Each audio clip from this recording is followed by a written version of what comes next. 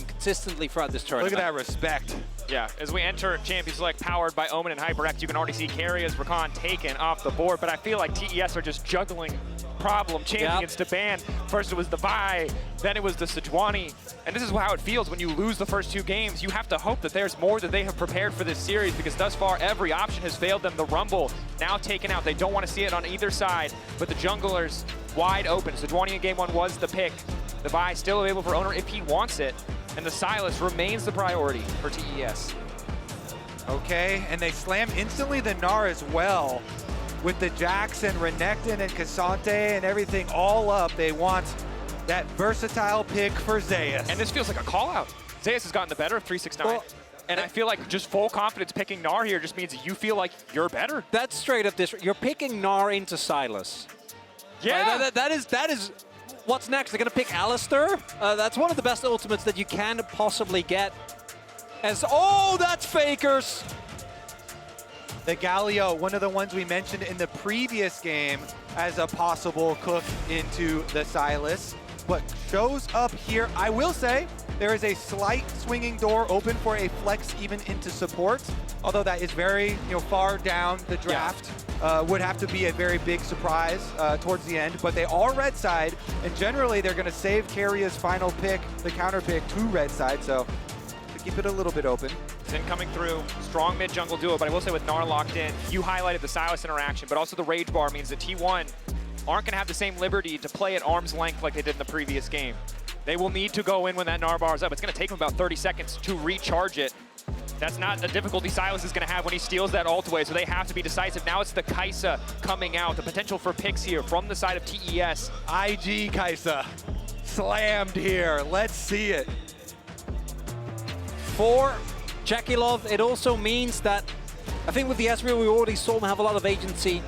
In a very different way, Kai'Sa does exactly that. The amount of late game teamfight carry potential you have, the possibility of poke come mid to late game is really strong. I do feel like Kai'Sa, contrary to the Ezreal, that starting at 2 items becomes a menace. You need more time, and that is a bit of a gambit given how more time in this series has always favored T1. Guma, last game, I gave some flack to Isaiah. I will remain convinced for now, after that game he played, was able to both maximize damage in the fights and never get touched. This is the struggle, obviously. Blue side gives you that first pick priority access on the Sylas. The red side for T1 means they're likely to have counter pick for support, so we're already seeing some of the worst defenders taken off the board. The Renata, universally quite powerful. Jungle pool, still relatively open. Again, Sejuani, Vi, both been banned in this series, not banned here. Area soaking bans here. What will be the final one from TES? These two, of course, the go-to pairings with the Xayah. And Carrier doesn't have to go with another engaged support, but he very well might.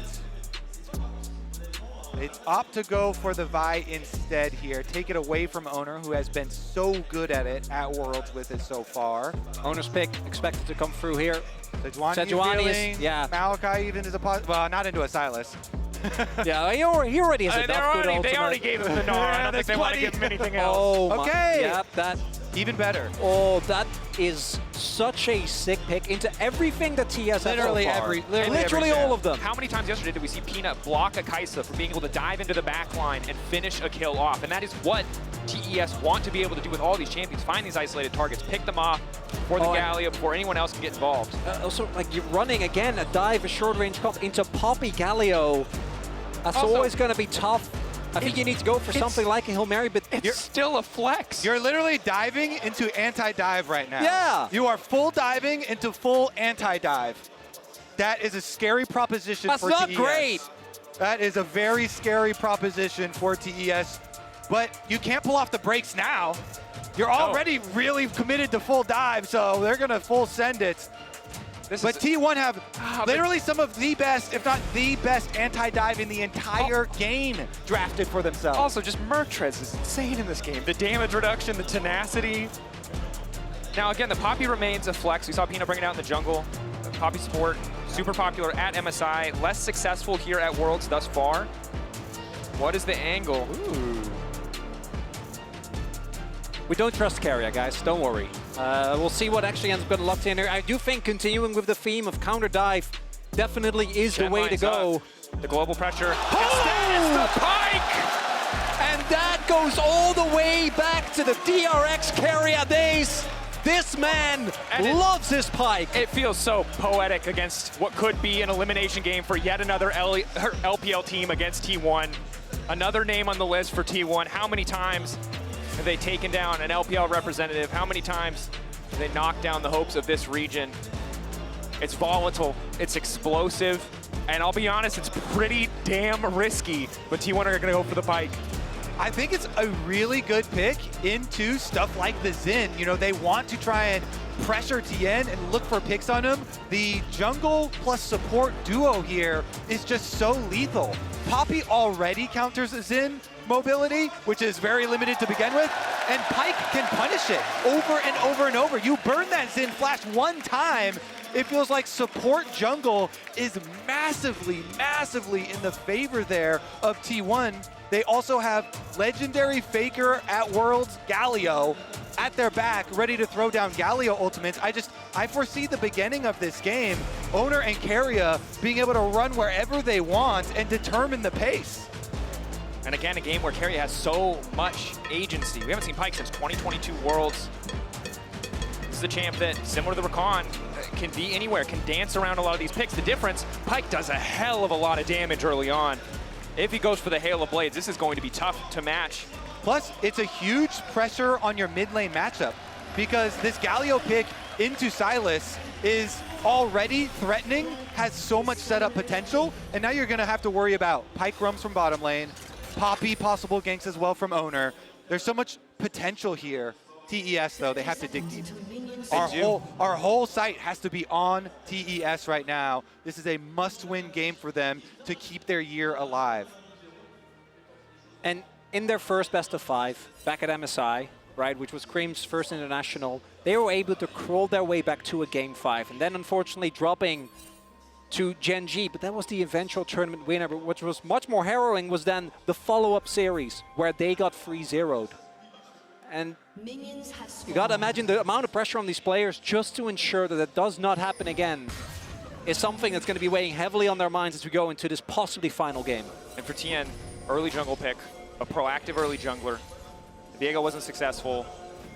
The Ivern was not successful. This is our featured matchup presented by Mercedes-Benz for damn good reason, because this is the house that this man won Worlds in, and now he's on the cusp of yet another failure for a TES team that has been haunted for years. Keria pulling away the blue, resetting the early pathing, and already it's starting off with a small edge. He can do it again.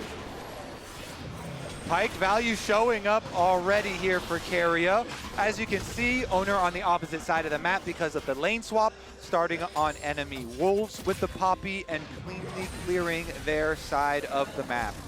Keria now trying to get his level 2 in mid lane.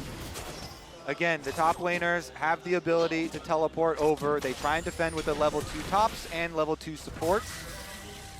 This pairing of Gumayushi and specifically Zeus and Gnar to just mow down turrets is something that T1 have been using actually really consistently. They love this pairing of Guma together with Zeus on a pick that can actually push nicely early.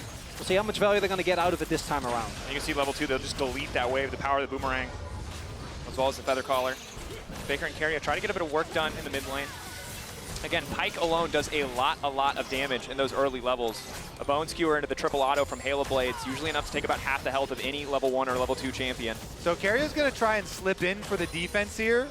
Owner actually went back to base, so they're going to teleport in top lane and try and 3-person defend, but Keria getting pushed out from even getting to the tower itself. Owner is on the way walking. Guma is also walking, so they keep Zeus topside while everybody else from T1 walks. Zeus, able to snipe a little bit of XP there without having to overcommit. Waiting to see if the TP would come through. Getting so much. 369 delayed on the recall. Ooh. Keria stunned. Pike squishy early on, but obviously get to the drown, keeping him relatively topped up. That stun had hit, so close there. Does not get the stun under the tower though. Yeah, because Jackie actually did have turret aggro, took one, which is why his health bar kind of got chunked. The short-term benefit definitely here for TES. The advantage that T1 got out of that is that Zeus still has his TP. Whereas 369 had to use it to go towards the top half of the map. That early gold lead, as you would expect in a lane swap, goes to the team that has their normal lane or has their multitude of members towards the bot side of the map. Yeah, teleport advantage and experience advantage for the Gnar here, for Zeus. And an exceptional performer for this squad. Again, last couple of years, he has knocked out 369 as well, regardless of 369 being on a different team. Will be the third year in a row. And sadly for TES, JDG was in semis both times the 369 was knocked out. It was not a quarterfinal. But they might not even get to see semis. Right is good. Mako tried to... Phase rush as well, so he'll be able to get another auto down, just zoom after Mako, ensure that he can really just not do anything on the map. Carry on the way as well. See how deep they go with it. Follow-up stun, forces the flash. And Mako has to respect this because the burst damage in early levels from Poppy and Pyke together is incredible. Yeah, Garia was pretty deep, so he ends up having to flash himself as well. Owner was already rotating to this top side. TN, can he cover this dive? 369, not really great wave clear. Meganar fading away. Zeus a little bit more vulnerable. You can see that XP advantage paying off as 369 tries to get what he can. But he doesn't have TP, so any damage that can come down onto him is gonna really stick. Yeah, Zeus with the experience advantage, with the teleport advantage, chunking away, poking under tower, working away at half of a turret plate already. Right now, T1 constantly active on the map. TES doing a good job of at least staying even in terms of overall gold. They're kind of forced to respond to what T1 is doing. Hook is excellent. Follow-up is there. Ignite 2! It's a clean combo! He knew! The setup, again, as we said, is always available in the Galio-Silas matchup. Keria is there. They easily execute. And T1, they start their snowball. They craft it in the lane swap and in mid lane first. And it's the Pyke that gets the kill as well. And there's a lot of supports where getting an early kill doesn't feel too impactful, but this pick snowballs so insanely well when you can get the early items. And we'll see what the early itemization choice is, if it's still something like Umbral, if he wants to provide that additional utility to the team. But regardless, this is so frustrating because it feels like for 3 games now, Keria has been so active on the map for the entire duration of the game, and it's something that TES have not been able to stymie, slow down, or stop. Mako once again on the back foot. Yes, he has Leona, such a powerful pick. But Keria has just been able to be in more places thanks to the Bard, thanks to things like this Pyke. 2 Galio ults available here as we do have our first grub fight on our hands. Ona gets the smite. Smite level 5. Poppy very, very tanky. Nice interrupt coming in from Ona. That's steadfast presence. Tien still full health, so second grub is going to go over to the side of TES. Good to have that early boon. Again, 4 grubs, the threshold, but in an excellent position for the second spawn. T1 trying to get some bot lane priority, but don't have the best early dragon contest. What's been so cool to watch T1 in this series, of course the outplays, you know, and the execution in their fights, but also they haven't taken any of these unnecessary fights from their perspective. You know, giving up the ones that they, well, let's see about this chicken fight first. Taunt being down big, but Baker is able to just punch his way out to safety. And what the Bard and the Pyke have in common as well, and in this game we did actually end up lane swaps, is that the amount of impact that Keria had, I think, domestically was negligible. The coordination wasn't there. So him, particularly on these extremely heavy roam champions, actually making the plays work out really big. I also want to highlight, as might have a play of Cream again. Going in, into the taunt, follow-up CC there. Cream getting lower and lower. Don't quite have the burst damage to finish him off, but yeah, no TP, so that damage is going to stick. He has 3 biscuits and a pot. He's going to need to start chugging immediately. Owner is on his way over on the Poppy as well. They're just pushing him out. Look at the zoning. You don't have to even go for too much more. You just push Cream away from the big old minion wave. Deny a couple of minions there at the tower. Make TES call the rest of their resources. Call over TN, call over Mako to even help Cream be able to salvage the minions. Something I do really like, want to highlight this, even though it is going to impact the team fighting, is that it looks like 369 is actually going for AD cannon. Because you already have the Kai'Sa, you have the Silas, you're not really in need of AP. The downside is that the team fighting value is really going to be struggling. And to me, AD Cannon is one of those picks that is very win more. And with the way that the early lane played out, Zeus had an early level lead, so you haven't actually been able to build the lead that I think you need for this pick to work inside. It's true. And T1 also have the Pyke, which is also a win more style pick. And so it feels like whichever team, similar to last game, is able to find that edge. a significant gold lead of any kind is really set to run away with this game 3 in a situation where TES are down 2 games. They have to find advantage. 369 walking up. Carrier's here. Mako going forward, not quite able to find the knockback into the wall. TN still has ultimate. Mako taking his time. Resistance is now fading away. An excellent use of the steadfast presence. Galio coming in. Faker en route. Jackie Love isolating Guma. Faker stepping up, and TN there to body block for the team. Keep your eyes on that pike hook. TN pulled over the wall. Owner! Not quite able to find the wall bang. TN now forced to retreat. Cream going in. Hasn't taken an ulti quite yet. Ulti response from the Poppy, though. Can just keep the channel going, get that cooldown down to 15 seconds. And Zayas just trying to clear this wave as quickly as he can, but Mega is getting stacked. He has flash. Zayas should be in trouble, but he makes the move first! He looks him dead in the eye and says, I dare you! And Cream even had the Gnar ultimate, but Zayas was still ahead of him. T1 strike first again. Under tower, pressured, low health bars, and the flash comes through into the wall, comboed into Faker's taunt, and T1 3-0 on the board. And the confidence and execution has just been better for T1 across this series, and we see it again. They had all of the tools to kill that Gnar, but in the seconds that rage bar ticked up, they didn't go fast enough. They weren't confident enough to take that play, and it all fell apart. Cream still has access to this Gnar ultimate for a little bit longer. Maybe he can get something back, but it's starting to feel like the writing is on the wall. T1 have just looked fearless in this whole series. Last game was most evident in the quick plays. Here, these small advantages are actually accrued by TES. The big chunks in health bar on Owner, on Zeus there. The Galio ultimate already down. But look, Carrier looks for another play. They get a flash out of TN, then Cream comes over with the extra health bar, and they want to force it. The small things, you know, Conqueror here, already stacked by Cream. He wants to keep it up. They turn towards Zeus. And you can see the desperation, because even if they somehow get an ultimate, like Zeus was gonna hit Mega no matter what in that play. And I think it's the pressure getting to TES. They could have opted out of that play and just taken the summoners, but they don't, and that might very well be it. And Zeus says, you may have stolen my ultimate, but you're just the knockoff version. Shows him the real thing. And now second grub spawn. This is the thing, it's not just the gold to Zeus, it's control of the map, it's control in the 1v1. It's a 1,000 gold lead for Faker in the isolated 1v1 versus Sylas. And this was the champion that Faker used to desperately try and 1v9 his way to another World Twin, right? Fell short, got dispatched by Samsung. And in this game, still the most fed member, by the way, making the impact on the side lanes as they look for another possible play onto Zeus. But now, because of those kills, or because of the assists rather, like Zeus has a lead into this AD matchup. It looks like Cream is gonna possibly get zoned off of the wave again. Carrier is a menace. This whole series, T1 dominating. Cream just has to watch.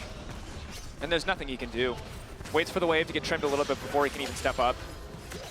Knows that he has to clear it, and again with Death from below available, Ignite, Halo Blades, a Pike ahead of the curve, and a Galio that already has enough MR to mitigate any damage Cream could hope of doing. There's just so few angles to play. When you have the AD Kennen, when you have the Sylas, if you get a lead, you can really take over the map. But they're behind so early. They're behind before Kennen's even completed an item. I already dislike AD Kennen, so as soon as you start talking about it. Yeah, I pointed it out, and I wish you guys could have seen Kobe's face. Because I'm like, oh, maybe, you know, and Kobe was not. I mean, he's not having it. I mean, dream scenario is you can like get to a point where you're playing side lanes, but they haven't been able to play. You're also playing into Galio. I know you have Sylas, but even then. Also into Pike, right, who can just collapse on the side lane so quickly as, again, Carrier continues to wreak havoc. Good on TES. They are able to grab the objective. We're better on the setup. Did get the push out. Still behind, but holding on to something in this game. The idea is we can play a large map. We can try and draw them apart. We have Jackie Love on Kaisa. We can try and make some trap plays. Try to collapse, but because they just keep getting behind so early here to T1 by simply outplaying them, it just seems like it is so out of reach.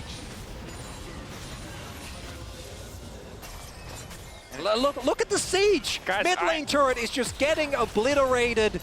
TES continuously getting bullied off these turrets, and they have another desperation play in them. But like the gold lead is very quick. We're talking about 3.5K at 30 minutes. What's terrifying is as the series has progressed, T1 have gotten more dominant.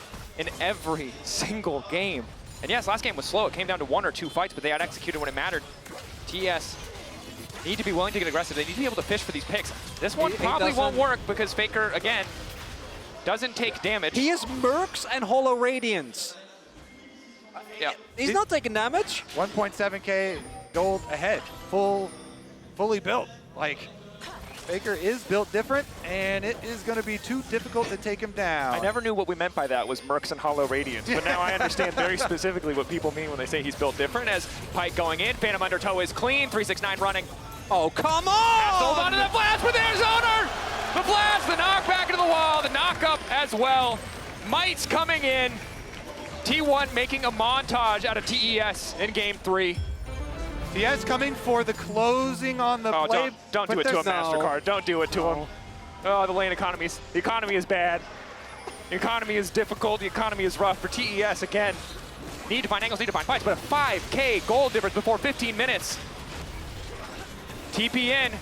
T1 know they're stronger. They just want to keep fighting. They want to further cement their lead. Zayas, rage perfectly stacked. Cream, a chance of redemption. Can he find the angle this time around? The hook back. He's forced to flash away. Zayas shepherding them in. No play here for T1. Maybe a bit over eager. Looks like mid will fall to the minions there. So T1 not even gonna be that sad about that trade. Another hook. Jackie Love forced to cleanse. Not quite in range of the taunt. T1 almost getting the perfect combo. I'm gonna have nightmares about Carrier's Pike, honestly. I was about to say, is he gonna hook you next? Well, I don't know. Hold on to me. I got you, Kobe. Don't worry. We're not gonna let him get to you. Carrier's gonna hook you down everywhere. to the stage. The problem is, Carrie is not only terrifying TES, he's also going to ruin solo queue because everyone who thought, you know, maybe I don't need to play this champion, maybe it's not worth. The bards and pikes are going to be everywhere. The bards and pikes are out tonight, boys. Halloween is coming early this year. I want to give a little piece of wisdom by Carrier himself. You are not T1 Carrier, and your team is not T1. Do not attempt to play this. And we're making jokes because it feels like this game is just completely out of control. Maybe TES can find the turn. This has to be it. They have to get something here, but Owner's already walked away. Taunted coming from Faker. Nice ulti coming in from Cream. Owner set to fall. That's one. They could get a tower as well. The minion wave on bottom side. Maybe they can just push out this wave. They're not done. Carrier going in, finds the initial stun. No, T unable to sidestep on the Phantom Undertow. Guma. Gnar there for Zayas. Wall up there, coming in as well. Zayas getting lower. TES trying to hold on to the fights. TN now chasing in. Jackie Love quick to follow. Guma has the ulti, has the cleanse, has the flash. Feathers go up, comes down, walks away, knows that this is not their fight. TES striking back in this crucial game 3. The second kill plus, they can keep pushing. Another hook. Carrier's not done. Jackie Love's out of tools. Going to the depth. No, it's clean!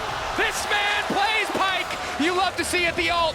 Not there for the execute. There for the range extension on the Phantom Undertow. Still, TS got to focus on the objectives. Tower that they were pushing towards on the bottom side. They need every bit of gold they can find on the Rift, and they find a tiny bit more there. These are the moments where if TES is going to make their way back, it's going to have to start small, individual pickoffs. Yep. One step at a time. T1 feel invulnerable with the lead that they have, but they are not ready for this teleport. This time Cream does actually get a really nice Gnar into the wall, allowing him to take out Owner. And then T1, again, as T1 does, goes with him very aggressively. Crucially, Cream doesn't get hit by Zayas. So then Zayas is in Narnia. Faker doesn't actually deny Jackie Love access to the fight, and they're able to get another kill. Good fight. Overall, you can see here, though. This was Carrier. This is how you know. Look at the threading. The bad Pikes, ult is just an execute. The good Pikes, Jackie. Oh, the reposition using the ultimate to ensure the stun lands after the flash. Jackie walked out of the comfort of those minions. That's Lopark having a good time. Look at the confidence. Carrier, that man is locked in. That man is laser focused. But the good news, again, for TES, T1 have not won yet. Cream, the potential to steer that Gnar ultimate in all the fights to come, only getting more and more AP. T1 over-eager in the previous fight, and TES now with much better tools to punish. And again, Pike is not a champion who scales gracefully into the game. Later, he's just going to get one-shot by any piece of CC. And can TES get to the point where they do pull T1 across the map? Now that both side lane towers are down, they're threatening these trailing plays, walking behind 369 as he pushes up. 369 with the teleport available as they go for the jungle invade. Owner again with the smite actually secures. Steadfast Presence comes out a little bit early, perhaps. T1 walking away. TES starting to move up. You can see them grouping so much.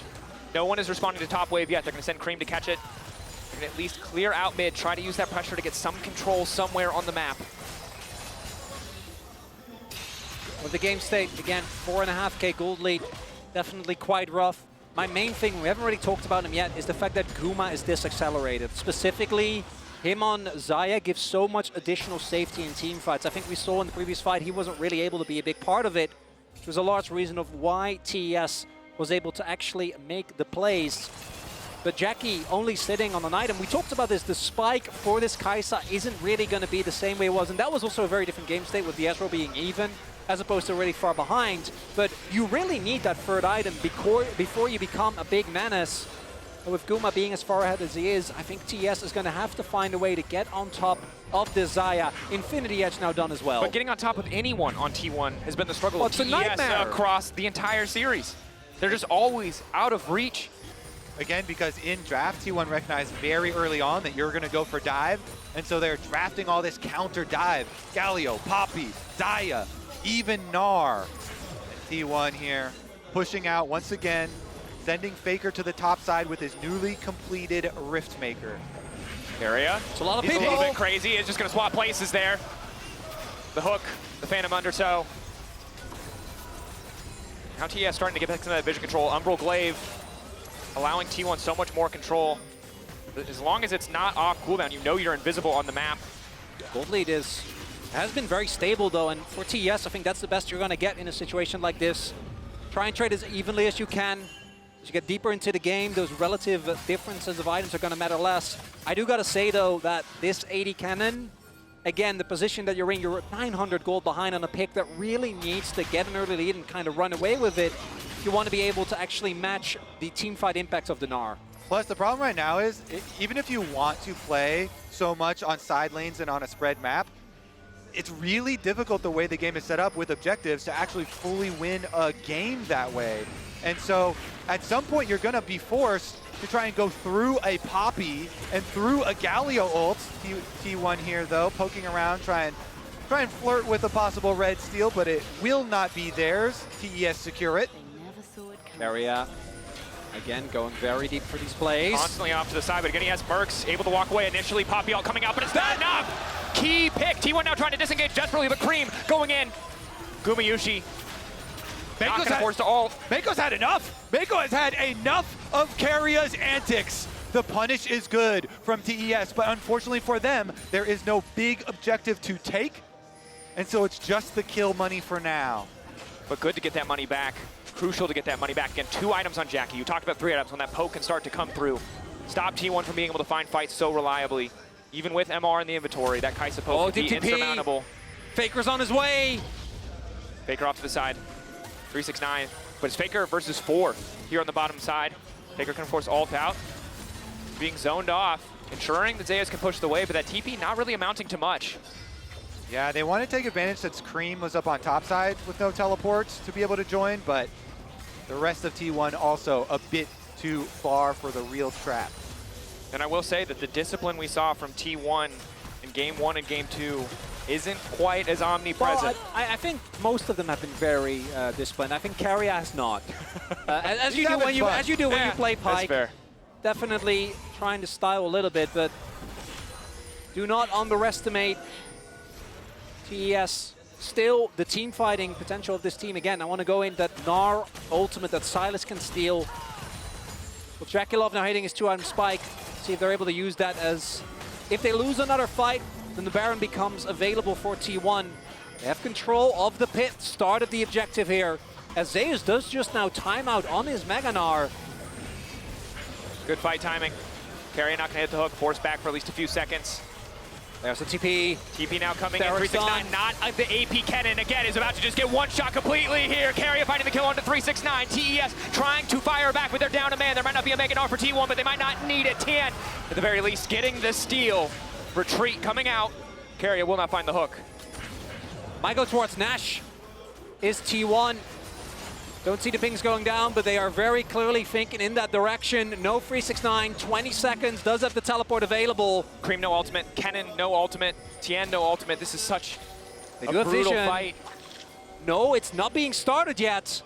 That blue ward is crucial. Guma gonna start it. They're baiting. They're forcing T1 to come respond. Or sorry, excuse me, TES to respond. Mako. Where's the hook gonna go? Baker right on top of Mako. Cream doesn't really have a recourse here. Owner looking for the knockback, but Cream the ulti just in time. Knocking it two. Jackie Love still standing. Carrier running for the hills. It's all about this 80 carry. It's all about Jackie Love. 369. No ulti. Maybe no hope. Flashback onto the ultimate from Zayas. The taunt not gonna connect. Crucially, the stun coming in from 369. TES. Jackie Love fighting their way back in game 3. But Guma stands strong. The blades are called, the feather's there, Jackie Love gone, Carrier stepping up, the hook not going to hit. Zeus running, a close fight, but T1 still standing.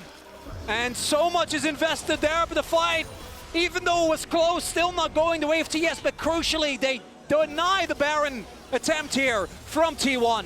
Look at the face check here, right into Faker again, so you think it's gonna be all over as they just burst down Mako, put the return damage. Jackie firing, gets the first kill for them, takes down Owner, and then it's all about the focus damage. Jackie flashes both Faker and Zeus for the re-engage. The Galio shield barely keeping him up. Jackie commits to go finish him, and Guma punishes. But at that point, like, that Galio is out of the fight, going in that aggressively might come back to bite you. You used both summoners. You got the kill on the tank, but Guma got the immediate shutdown. And T1 still trying to actually close out this game. Guma now on 3 items on the Zaya. TES showing some life, though, in these fights. Fighting back. They are not going to go down that easily. Let's see about the next attempt, because they're grouping for it. Can't afford to make a mistake, though. 2.5 items to 3. Guma's looking powerful. Good interrupt on the initial engage coming in from Mako. No re-engage option there. Locket gone. Zeus on the side, but he just went mini. And That T1. was tumultuous blast cone. A little bit awkward. Hook from Carrier. Follow up, Cream forced to dash, and Protobelt again. T1 just chipping away at these TES cooldowns. Jackie has to be so careful now, too. No summoner spells on the Kaisa. With Guma having both, you have to think that Zaya will just be so They do have safe. vision with the crab that they got, so know that Baron isn't being started. T1 still fishing. I don't think they're really going to get anything here. Guma trying to do a little baiting maybe even here with the Zaya, with ult and double sums. Very confident to And take they the go, minion wave. This is such an easy Baron for T1. If TES walk into this 3-item Zaya, they will get Masher's slaughtered. done for Jackie. That's that 3-item power point, but I don't know if he's going to be in late to the time. objective. Burn, burn, burn. 369. Kennen ready to go. 3K getting lower. Knocked back by Owner. Finishes the job, and now it's Mako who's been caught out. T1 with the Baron. They're looking to grab the pick as well. Flashback from Mako. TES trying to stand strong. Zeus ready to go into the midst of the fight. Knockup not going to connect from the Galio. TN starting to walk forward. TES do not want to let them walk away with this Baron buff, but they might have to. TN going in. A little bit of poke going back. Jackie Love again, the AP he needs to continue to harass, but T1 crucially walk away with the Baron. Mako has to go back to base. They actually got such a good Poppy ultimate combined with Faker trapping Mako for the big damage and earning the extra health bar lead. After they had already acquired the Baron, now they can push out. Guma still had his sums, had his ultimate available there, right? If you over dive into that and he can just kite back with the feathers. Now he's level 16! I mean, and the thing is, you have to fight him. You have to go into him. Your There's wave no clear. choice. Your wave clear on this team is abysmal. Yes, you're so good at these scrappy fights, the side lane Kennen, but it's not AP Kennen. He can't just one-shot. He can't one-shot clear a wave. And so the options for TES are starting to dwindle one by one in the face of this T1 Baron buff. Yeah. 369, actually, he was the one getting one shot at the last Dragon fight. Yeah. Going right next to the wall this time around. With Dragon spawning very shortly, T1 have an easy way to pick up the bottom tower. Garia actually is tanking it. Still a lot of HP for that, but has the Baron empowered recall, so we'll be fine. And now the collapse from T1. Recognizing the 369. trying to put pressure on the side wave. Another TP. And again, another situation, flash out from Guma. It's good. Positive trade They on the got top the trap. side. Owner gonna get taken down. Good trap. Knockback. No, he's not! Come on! He gets them both! Cream chasing. No one else here, but surely he can take down Owner. Knockback. The Poppy zooming the chain lash. Should surely get the job done, and it will. Carrier won't be able to save the jungler, but it costs so much for TES. Dragon's up. TES, they just keep holding on by such a small margin. Critical pick taking down T1's jungler. No also spite gone. for T1 Double now. TPs and a massive wave bot side. Oh, Someone on TS has to respond. They also got the flash from Guma. Tian actually doing a lot of damage, but Guma, he's just soloing the dragon. Can TS look for something while Owner is down? Zeus, again, stacking that rage. Not TES has to be afraid. careful. They can't afford to take the fight when Meganar is present. Jackie Love's summoner spell cooldowns right around the corner. Flash about to be up. Maybe then TES can try to find their fight. And TES, they don't want this to be a repeat of their 3-0 at MSI. Trying their very hardest, still clinging on to this game, even though it is tenuous. Jackie Love about to hit his Void Staff, slowly getting closer to the penetration item for Cream as well. But I do think, again, if that damage doesn't land on the Guma, I don't know how much of it matters. Initial hook, just a bit of poke, though. At least no Mako's there. He's low. Guma isolated, forced to ult a little bit earlier than anticipated. Phantom Undertow to try to cover the retreat. T1 backing up. TES looking to gain control of the mid wave. Meanwhile, 369 in the bottom lane, pushing up, putting that pressure on T1, but T1 might just look for the 5v4. Carrier hook going wide. Still has the spell shield for now, however. Guma can just heal up off the jungle camps right now, but the split push is taking its toll. Another minion wave here up to the tower. 369. Taking away extra turret health. Meanwhile, T1 actually makes a cross map play. Tier 2 likely for Tier 2, but Cream is stepping up. Gonna take him a while. Compared to that 80 cannon. Going in, finds the initial stun, steals away the Pike ulti. Carrier instantly gone, knows he can't afford that one. So it will be the trade in the end, but good defense from Cream to stop them from getting anything else. Look at Jackie. See if he can find a W. Doesn't look like it. Carrier not gonna give him the opportunity. Carrier is incredibly, incredibly vulnerable when that spell shield is not available. TES holding on, sticking in this series, just barely. See big item completions coming through for T1 though. It gets harder and harder and harder. Oh, Maul for Guma. I mean, they're so much magic damage. 80 cannon it's tough to balance. But he kind of has to with the comp, right? The reason he's doing it is because Jackie wanted to go AP Kaisa. 100%. And AP Kaisa is incredibly, like the poke is so good against the T1 comp that really doesn't have any poke of their own.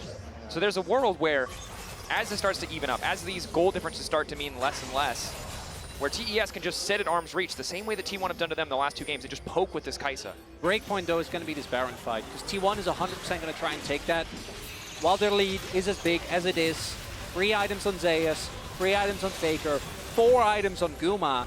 But we are slowly getting to the point where, as you mentioned, I think particularly Jackie Love having the agency, looks like he's going for the Crypt Bloom, trying and get the poke, trying and keep that backline of T1 guessing. How much power is in that IG Kaisa, that world champion? Is it enough to put a stop to T1's dominance in this series? And this is a team built on legends of years past. 369's won MSI, Jackie Love, Mako, Tian, all winning worlds on different lineups in different years. To go out like this again, to go out well before you're supposed to against a T1 that no one expected to perform at this tournament. Against a T1 that took down so many seeds of the LPL, each and every single one of them last year would be crushing. In a city where Tian himself won worlds. Yeah, there it is. As expected, T1, look at the darkness, Umbro Glaive. It's only going to be the poke from Jackie that can try and provide a little bit of vision in the darkness. Another Baron, another round of baits. The dance continues. T1 have gotten so many picks throughout this entire series baiting on Baron. Now they're just going to try and burn through it. Again, they start damage. It's just gone. Guma's not even showing that he's doing damage to Baron. He's poking at mid, now they go. The Scryers is there. TP immediately coming in from 269, but he's behind the team. He's not looking to play for the flank. Objective getting burned down. TN doesn't really have access into the pit. Two-man taunt coming in as well. Carrier starting to step up, so they're going a bit wide, but it's Cream on the flank. Cream has to do so much, but the feathers are there! Oh, Gumayusha was just one step ahead. The flank denied, but the rest of TES trying to make good. Oh, what Cream put together. Faker is down. T1 just have to leave. The price they paid for that Baron. Does mean a possible soul point here for TES. As that exit kill was big, the TP to come in. They have to force the issue right now while Faker is dead. And not allow T1 to use the power of this Baron buff. Cream still has the Nora ultimate. Still that lingering threat. Guma, flash, cleanse, ult. It has to come down to him if they want to stop this. Carrier's behind them. How much can the Pyke do in isolation? Spell shield there, waiting as long as possible. Heart attacks all game long. T1 doesn't have to go for this though. They can just push with Baron if they decide to do so. They want the fight. Meganar stacked, ready to go. Cream again on the flank, the objective already down. Again, TES, good discipline. They walk away immediately, but they need to take care of these waves. One cannon minion here for T1 to push with. Don't know if they'll be able to do much though, because Faker's got to catch bottom. And credit to TES. Yes, they concede Baron, but at this kind of deficit, it feels like an inevitability short of a desperate flash in. Cream has a decent flank. It's interrupted initially, but that kill onto Faker buys TES a bit more space, a bit more time, slows this Baron down. There's only 90 seconds, 3 waves more left on this Baron buff. They've already handled 2 of them. Yep, TS getting options for themselves. Jackie able to poke with the Kaisa Ws now. Options for the side lanes as well. They don't have teleports currently, so T1 should have the big advantage in side lanes and looking for the trap play. Yes. Might have to worry a little bit, but Jackie continues to grow. Level 17 now for that Kaisa.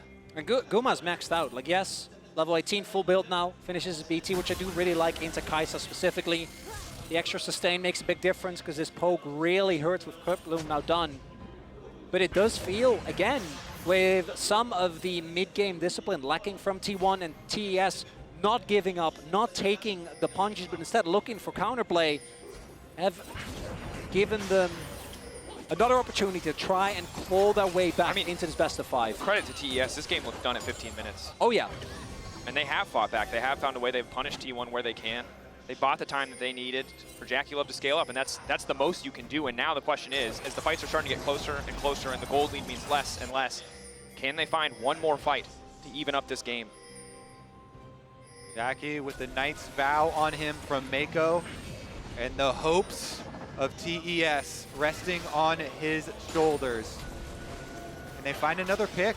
They can't just dive in, is the problem. Their engage is fairly lackluster, right? You're only looking at Carrier trying to hook, and that side wave is getting pushed in again. Mako has pulled out a few plays though. See if he can do it again. Some snappy flashes. And we talked about it earlier, but Carrier's at the point in the game where if he missteps, he dies immediately. Hook not going to connect. Mako's taunted. Wind becomes lightning. Fighting in the choke, though. Difficult against Guma, who does so much work. Easy kill pick up. TS! Caught napping! T1 obliterate them in the blink of an eye. Is that really how it ends? Just like that? There's no Jackie, there's no Cream. They can't go these waves. T1 continue to march forward undeterred, unstopped. TN barely escaping. But T1 aren't done. They don't even have a wave. They might not even care. Zayas goes in for the crunch. The wave on the way. T1 looking to knock TES out. The inevitable march forward. T1 refused to lose a best of 5 to the LPL. They add TES to the long list of teams that they have taken down. T1 at Worlds are Titans, and they move on to the semifinals. They have not done so in 11 years, and they're not planning to start today. This third game looked like it might be a turning point for the series, but it wasn't. It just ended in one big team fight, just like all the other ones. And sometimes that's all it takes.